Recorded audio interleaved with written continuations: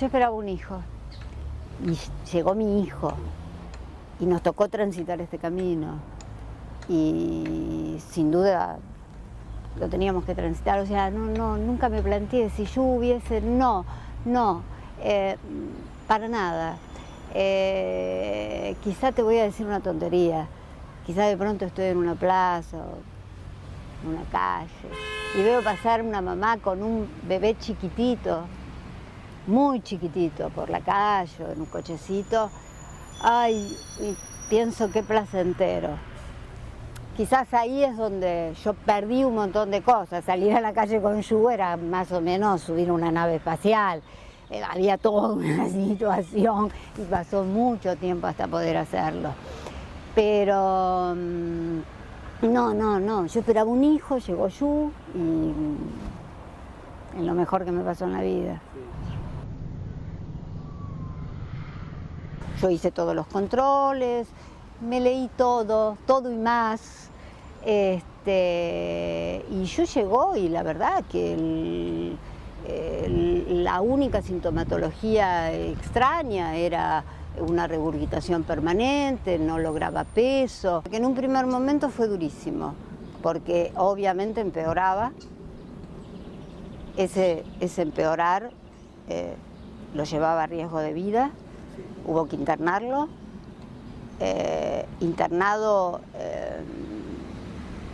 todos consideraban que la naturaleza iba a ser sabia, que de ninguna manera podía sobrevivir, con lo cual es complicado, porque vos te preguntás qué está haciendo ese médico, si a priorísticamente considera que de ninguna manera puede sobrevivir.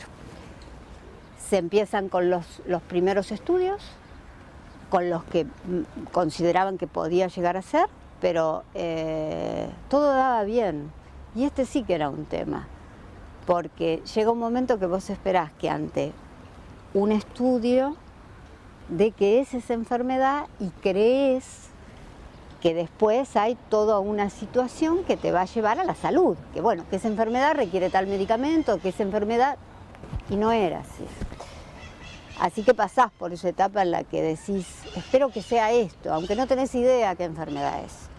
Pasás por la etapa en la que un neurólogo te hace ir a ver a otro y te manda porque considera que son estas 3 patologías. Y resulta que cuando vos vas a ver al otro te das cuenta y no le llevas la cartita que le manda el colega al otro colega. Te la guardás y dejás que lo evalúe. Y cuando lo evalúa te manda otros 3 diagnósticos. La problemática de Juli tiene que ver básicamente con una falta de tono generalizado, donde genera más dificultad, sobre todo en un recién nacido, en toda la parte cardiorrespiratoria. Entonces el tema de la respiración, el tema de su corazón, de hecho él tiene un paro cardíaco.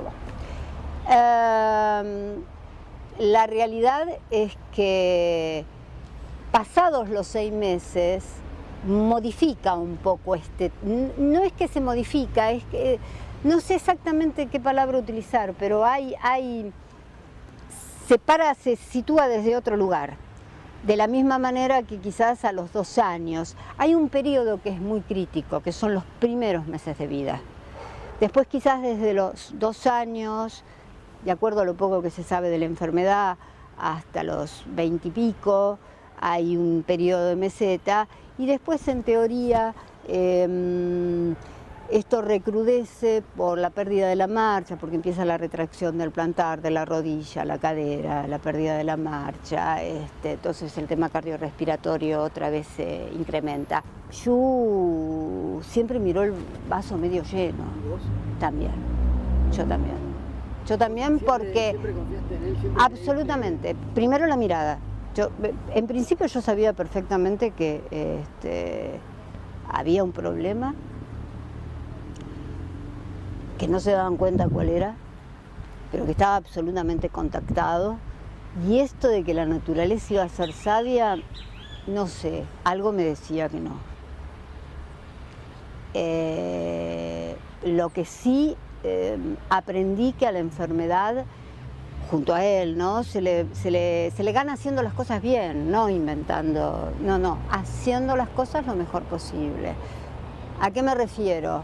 Me refiero a que hubo un momento que no había un diagnóstico. Bueno, fantástico, no hay un diagnóstico. Ya se hallará el diagnóstico, si es que se consigue. Pero vamos a empezar a hacer rehabilitación fonoaudiológica, kinésica, o sea, vamos a tratar de esta situación ponerla en el mejor estado. No hubo diagnóstico hasta los casi 5 años, en donde se repite un estudio que si cuando se lo hicieron a los 2 meses y pico, realmente se lo hubiesen mandado a hacer sabiendo que a partir de ese resultado debían hacer otra cosa, pero bueno, se mandaba a hacer porque si habíamos hecho todo esto, vamos a hacer el plan B y después del plan B vamos a hacer el plan C. Hubo seres de luz absolutamente, como el doctor Carlos Gianantonio, que estaba considerado en el mundo uno de los 3 mejores pediatras, que yo llego a él a los 6 meses de vida de Yu y me dice, llegó doblando la esquina. Y fue así, y fue así. Y cuando en el hospital italiano se le hace la biopsia muscular después de una electromiografía a los casi 5 años, ya encarando el tema muscular, me recuerdo parada en el pasillo casi sobre la pared, él frente a mí, y le dije, doctor Gianantonio, si no da nada, será una de esas tantas enfermedades que los médicos todavía no sabemos nada. Era un grande y tenía la humildad del grande, se podía dar el lujo de decir eso. La biopsia arrojó este nombre y apellido. Había una sola persona acá en el país, que es la doctora Analía Taratuto, que hacía esta técnica, y es una de las enfermedades musculares. De hecho, esta enfermedad, junto a otras, hace ya muchos años que hay un laboratorio en Francia que las está estudiando y en Australia, y todavía no hay respuesta. Es una enfermedad rara. El papá de Julio,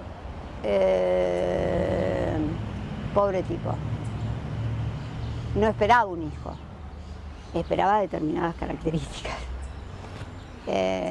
Los años me demostraron que él cuando se casó se nota un perfil de mujer, un perfil de casa, un perfil de... Entonces el hijo no le cerró. Y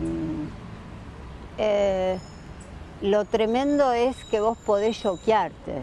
O sea, con los años yo puedo llegar a entender que una situación podés no manejarla o no poder afrontarla, pero pasaron 38 años. Lo viví solo desde los 3 meses, porque a los 3 meses él, ante esta situación que los médicos afirmaban que se iba a morir, él compartió absolutamente el diagnóstico y tuvo una postura.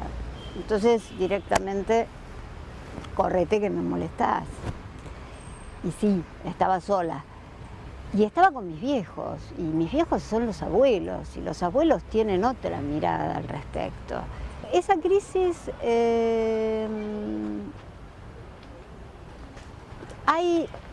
creo que hay un hito anterior. Mi viejo obviamente jugó un rol determinante, era la figura. Hubo figuras masculinas, pero además papá tenía adoración por Yu, había una situación de apego, él le enseñó a manejar, le regaló el auto, de mucho compinches, iban a comer juntos. Y papá, más allá de transitar un proceso de salud de 4 años, agonizó 5 meses. Y fue complicadísimo. Y Julio vivió esto. Entonces, la muerte, con los pasos previos, la pérdida de su abuelo. Fue la primera vez que de verdad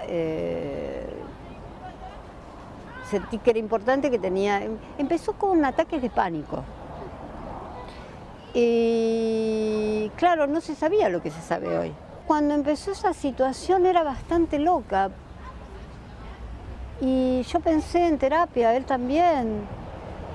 Decíamos, ¿a quién? Y bueno, ahí hubo que dar el golpe de timón.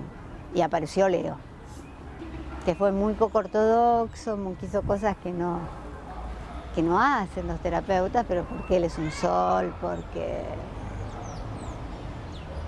hoy son amigos, le dio el alta y son amigos. Exigirle que haga cosas que Juli sabía que las podía hacer, pero que como las sé hacer, ¿para qué las voy a hacer? Que las haga otro por mí.